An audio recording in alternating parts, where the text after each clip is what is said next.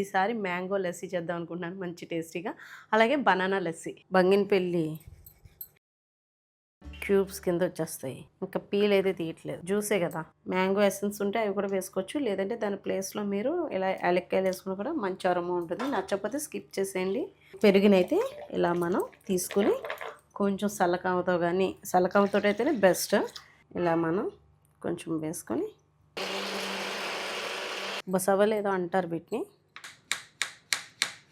పాలు పోసాను, అంటిపళ్ళు కూడా వేసేస్తున్నాను. అలాగే 2 ఇలాచీలు వేస్తున్నాను. మీకు తెలుసు కదా లస్సీ, షుగర్ లేకుండా కూడా చేసుకుని కూడా తాగొచ్చు. థిక్నెస్ చూడండి ఎలా వచ్చిందో. మ్యాంగో లస్సీ రెడీ అయిపోయింది. 3 మ్యాంగోస్ తీసుకున్నాను, ఒక 2 అంటిపళ్ళు తీసుకున్నాను.